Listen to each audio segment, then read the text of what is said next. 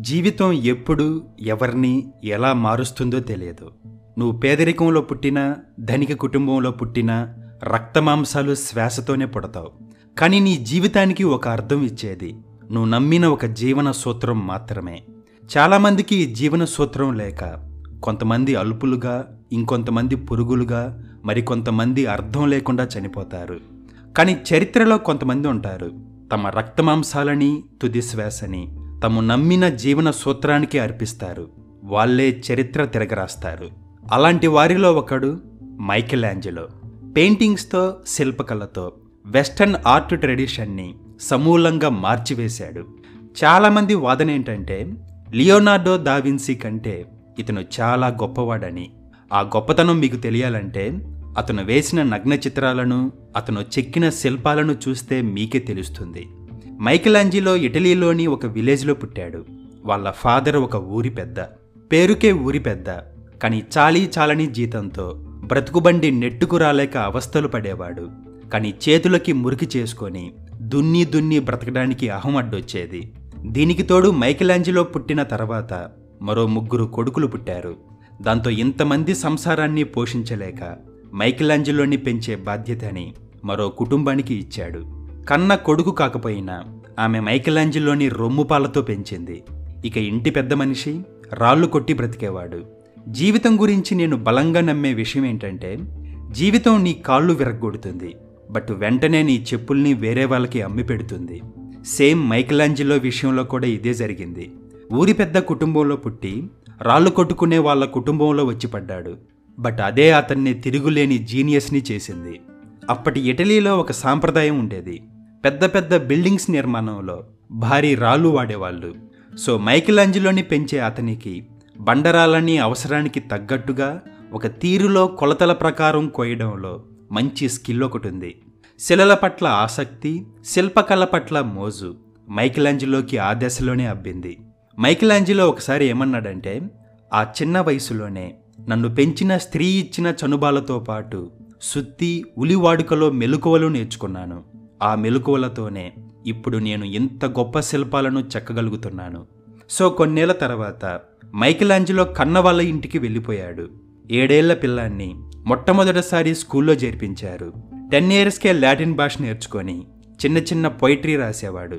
తన టాలెంట్ని చూసిన వాళ్ళ నాన్న ఏదైనా గవర్నమెంట్ ఆఫీసులో గుమ్మస్తా ఉద్యోగం కొట్టి తన పేరు నిలబెడతాడు అనుకున్నాడు. తండ్రులందరూ ఇలా అల్పమైన విషయాలు ఎందుకు ఆలోచిస్తారో నాకు ఇప్పటికీ అర్థం కాదు. కానీ మైకేల్ ఏంజెలోకి మిగతా క్లాసులపై ఇంట్రెస్ట్ లేక తీరిక దొరికినప్పుడల్లా బొమ్మలు గీస్తూ కాలక్షేపం చేసేవాడు. ఇది తెలిసిన తండ్రికి తన తల మీద ఒక వాల్కనో పడ్డట్టు అయ్యింది. కొడుకు మనసు మార్చాలనుకున్నాడు. కానీ మేధావులు మొండివాళ్ళు. ఇంకొంచెం బొమ్మలు వేయడం మొదలుపెట్టాడు. దాంతో మైకేల్ ఏంజెలోని 4 పీకాడు.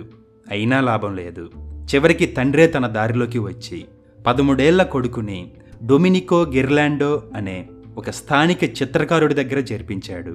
అప్పటి కాలంలో చాలామంది పిల్లలు 10 ఇయర్స్కే చిత్రకళ నేర్చుకుంటారు. కానీ మైకేల్ ఏంజెలో 3 ఇయర్స్ లేటుగా జాయిన్ అయ్యాడు. బట్ లేట్ అయినా తనకున్న మేధో శక్తితో సున్నపు గోడల మీద వేసే ఫ్రెస్కో పెయింటింగ్ వేయడంలో ఆరితేరాడు.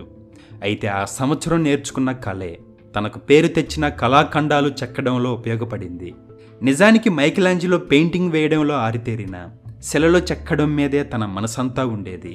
శిల్పకళని మించిన కళే లేదని పదే చాటి చెప్పేవాడు. తను జీవితాంతం మొదట శిల్పినని, ఆ తర్వాతే చిత్రకారుణ్ణని చెప్పుకునేవాడు. అందుకే సంవత్సరం తిరిగేలోపే స్కల్ప్చర్లో గటికుడైన బెర్తెల్డో అనే కళాకారుడి వద్ద జాయిన్ అయ్యాడు. అతనికి తెలిసిన రోమన్ కళని మైకేల్ ఏంజెలోకి క్షుణ్ణంగా నేర్పించాడు. ఆ తర్వాత మెడిచి అనే మరో మేధావి దృష్టిలో పడ్డాడు. దాంతో మైకేల్ ఏంజెలో దిశ మారిపోయింది. ఎందుకంటే మెడిచి ఇంటికి గొప్ప కళాకారులు, శిల్పులు, కవులు వస్తూ పోతుండేవారు. సో వాళ్లతో మైకేల్ ఏంజెలోకి పరిచయం ఏర్పడింది. అంతేకాక మైకేల్ ఏంజెలో ఉన్న టాలెంట్ నలుగురికి తెలిసొచ్చింది. దాంతో మైకేల్ ఏంజెలో చిన్నగా పాపులర్ అవుతున్నాడు. అయితే మైకేల్ ఏంజెలో ఎక్కువగా నగ్న చిత్రాలు, నగ్న శిల్పాలు చెక్కేవాడు. దాంతో అనేక భిన్నాభిప్రాయాలకు, వివాదాలకు దారితీసింది. మరీ ముఖ్యంగా ది లాస్ట్ జడ్జిమెంట్లో వేసిన నగ్న చిత్రాలపై పెద్ద గొడవ జరిగింది. మైకేల్ ఏంజెలోకి భక్తికి సంబంధించిన శిల్పాలు చెక్కడం అంటే ఇష్టం ఉండేది కాదు. కలలన్నిటికీ పరమార్థం దేవుణ్ణి కొనియాడడం అనే బోధించే ఆ మధ్యయుగపు నమ్మకాలు అతనికి నచ్చేవి కావు. కానీ అతను పదే పదే చెప్పే ఒక మాట ఏంటంటే, మానవ దేహాన్ని అద్భుతంగా శిలలో పోతపోయగలిగితే ఆ విధంగా దైవానికి మరింత దగ్గర కావచ్చు అని చెప్పేవాడు.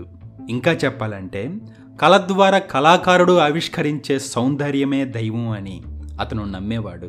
అందుకే పేరుకి దేవుడి శిల్పాన్నే చెక్కుతున్నట్టు కనిపించిన అనుక్షణం తప్పతాగి తందనాలాడే దేవలోకపు తాగుబోతు శిల్పాన్ని అతను కావాలని తన కళావస్తుగా ఎంచుకున్నాడు. మీకు తెలుసా, ఒక్కొక్క శిల్పాన్ని చెక్కడానికి తను సంవత్సరాల పాటు శ్రమించేవాడు. జీవన విధానంలో ఎప్పుడూ కూడా మితంగా వ్యవహరించేవాడు. అవసరం కోసమే తప్ప ఆనందం కోసం ఎప్పుడూ తినేవాడు కాదు. మరీ ముఖ్యంగా ఏదైనా పని ఒప్పుకున్నప్పుడు తన నియమాలు కఠోరంగా ఉండేవి. పని మధ్యలో కాస్తంత రొట్టెముక్క తిని సరిపెట్టుకునేవాడు. చాలా తక్కువ నిద్రపోయేవాడు. నిద్ర అతని శరీర తత్వానికి సరిపోయేది కాదు. స్లీపింగ్ వల్ల తరచూ హెడ్ఏక్ వచ్చేది. ఎక్కువ నిద్రపోతే పొత్తి కడుపులో చెప్పలేనంతగా నొప్పి వచ్చేది. పని చేసి చేసి పని బట్టల మీద అలానే పడుకునేవాడు. చివరికి షూస్ కూడా విప్పకుండా పడుకునేవాడు. 1-2 రోజులైతే పర్లేదు, ఏకంగా నెలల తరబడి షూస్ విప్పేవాడు కాదు. చాలా కాలం తర్వాత షూస్ విప్పితే షూస్తో పాటు చర్మం ఒలుచుకుపోయేది, అచ్చం పాము కుసుబం మాదిరి. సో ఇంత కష్టపడి శిల్పాలు చెక్కితే కొనేవాళ్ళు పెదవి విరిచేవాళ్ళు. భక్తిభావాన్ని కలిగించే శిల్పాన్ని చెక్కకపోగా ఇలాంటి భోగ విలాసాల నగ్న చిత్రాలు చెక్కుతావా అని కుక్కలా అరిచేవాళ్ళు. కానీ మైకెలాంజిలో టాలెంట్ని ఒకరు గుర్తించి ఒక ధనవంతుడి దగ్గరికి తీసుకెళ్లాడు. ఆ ధనవంతుడు గొప్ప శిల్పాన్ని చెక్కించాలనుకున్నాడు. ఆ శిల్పం ఎలా ఉండాలంటే, శిల్పాన్ని చూడగానే కళ్ళు చెమర్చాలి, హృదయం ద్రవించాలి, భక్తిభావంతో బాడీ మొత్తం గూజ్బంప్స్ రావాలి. జీసస్ మృతదేహాన్ని తన ఒడిలో పెట్టుకొని శోకిస్తున్న తల్లి మేరీ శిల్పాన్ని చెక్కి చూపించమన్నాడు. సంవత్సరం తిరిగేలోపు శిల్పం పూర్తి కావాలని అగ్రిమెంట్ రాసుకున్నారు. కానీ డబ్బులు మాత్రం పని పూర్తయ్యాకే. దాంతో లేట్ చేయకుండా పని మొదలుపెట్టాడు. తన జన్మస్థలమైన టస్కనీ ప్రాంతంలో ఉన్న పాలరాతి గనుల కోసం వెళ్ళి అక్కడే మంచి పాలరాతి కోసం ఆ గనుల్లోనే మకం వేశాడు. మైకెలాంజిలో తయారు చేసే శిల్పాన్ని పీటా అంటారు, అంటే భక్తిభావం అని అర్థం. కానీ అంతకుముందే పీటా పేరు మీద లెక్కలేనన్ని శిల్పాలున్నాయి. సో ఇప్పుడు మైకెలాంజిలో ఏదైనా కొత్తగా చేయాలి, తన పేరుని ప్రపంచానికి వినిపించాలి. అయితే మైకెలాంజిలో ఇక్కడే ఒక పెనుమార్పు చేసి ప్రపంచ కళని మార్చివేశాడు. అదేంటంటే, అందరూ మేరీమాత ఒడిలో బాలక్రీస్తు ఉన్న శిల్పం చెక్కితే, కానీ తను మాత్రం సిలువ వేయబడ్డ జీసస్ మృతదేహాన్ని తన ఒడిలో మోస్తూ శోకిస్తూ మౌనంగా ఉన్న మేరీమాత శిల్పం చెక్కాడు. మీరొకసారి ఆ శిల్పం చూస్తే మీకే తెలుస్తుంది మైకెలాంజిలో గొప్పతనం ఏంటో. కానీ శతాబ్దాల చరిత్ర గల ఆ శిల్పం మీద ఎంతో చర్చ జరిగింది. దేవుణ్ణి గుడ్డిగా నమ్మే గొర్రెబిడ్డలకి ఆ శిల్పం నచ్చలేదు. దానికి వాళ్ళు చెప్పిన రీజన్ ఏంటంటే, జీసస్ ఎదిగిన కొడుకులా ఉండి మేరీ యవ్వనంలో ఉండటం ఏంటి, ఆ యవ్వనవతి ఎదిగిన కొడుకుని మోయడం మాకు నచ్చలేదన్నారు. కానీ మైకెలాంజిలో వాళ్ళకి గోబ పగిలేలా ఆన్సర్ ఇచ్చాడు.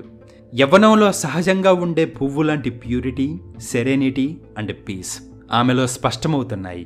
కేవలం ఆ లక్షణాలు ఆమెలోని దివ్యత్వాన్ని చాటుతున్నాయి అన్నాడు.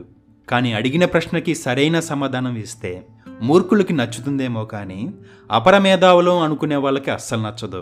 ఎందుకంటే వాళ్ళు ఓడిపోవడం వాళ్ళకి నచ్చదు కాబట్టి. కానీ పోను మిగతా జనం మాత్రం తన టాలెంట్కి బ్రహ్మరథం పట్టారు. అలాగే మామూలుగా మైకెలాంజిలో తను చెక్కిన శిల్పాల మీద తన పేరు పెట్టుకోవడానికి ఇష్టపడేవాడు కాదు. కానీ ఒకరోజు ఈ శిల్పం చెక్కింది ఎవరబ్బా అని జనం అనుకుంటే విని బిత్తరపోయాడు. అంత కష్టపడి చేసిన క్రియేటివిటీకి కర్త మరెవరో అని జనం అనుకోవడం అతనికి విడ్డూరంగా అనిపించింది. దాంతో వెంటనే గదిలోకి వెళ్ళి తలుపేసుకొని గుడ్డి దీపంలో శిల్పం మీద తన పేరు చెక్కాడు. ఏమని చెక్కాడంటే, ఫ్లోరెన్స్కి చెందిన మైకెలాంజిలో బోనరోటి దీని కర్త. అలాగే మీరొకసారి డేవిడ్ అనే శిల్పాన్ని చూడండి. మైకెలాంజిలో ఎంత జీనియస్సో తెలుస్తుంది. ఆయన చెక్కిన శిల్పాలు గనక మీరు చూస్తే చాలా నెమ్మదిగా చెక్కి ఉంటారని మీరు అనుకుంటారు. కానీ అతను పాలరాతి మీద వేసే దెబ్బలు ఎంత బలంగా ఉంటాయంటే మొత్తం శిల విరిగి ముక్కలవుతుందేమో అనిపిస్తుంది. ఒక్కొక్క దెబ్బకి 3-4 అడుగుల రాతి ముక్కలు విరిగి నేలరాలేవి. కానీ సరిహద్దు రేఖకి చాలా సున్నితంగా ఆ ఉలి దెబ్బలు పడేవి. ఆ ఉలి దెబ్బ కాస్త ఆ రేఖ దాటిన మొత్తం శిల్పం వృధా అయిపోయే ప్రమాదం ఉంది. సో తన ప్రతిభ మొత్తం ప్రపంచానికి అందించిన తర్వాత తన ఆరోగ్యం నెమ్మదిగా క్షీణించింది. కిడ్నీస్లో స్టోన్స్ కారణంగా ఆవేదన పడేవాడు. ఈ లోకం అతని గురించి, అతని టాలెంట్ని ఆకాశానికి ఎత్తినా తను మాత్రం ఎప్పుడూ తనని తాను జీవితాంతం తీవ్రంగా విమర్శించుకునేవాడు. బతుకుబాట అంతంలో కూడా పూర్తి పరిపూర్ణతను ఎవరూ సాధించలేరంటూ తన చివరి రోజుల్లో తన గురించి రాసుకున్నాడు. తను ఇంకా సాధించాల్సింది ఎంతో ఉందని, ఇంతవరకు సాధించింది ఏమీ లేదని మదనపడేవాడు. 15 సంవత్సరాలుగా ది డిపోజిషన్ అనే వాగ్దానం శిల్పం మీద పనిచేసేసరికి తీవ్రమైన అనారోగ్యం, జ్వరం వల్ల మంచం పట్టాడు. కానీ తిరిగి కోలుకోలేదు. ఆ శిల్పం పూర్తి కాలేదనే మదనతోనే 89 ఏళ్ల వయసులో చనిపోయాడు.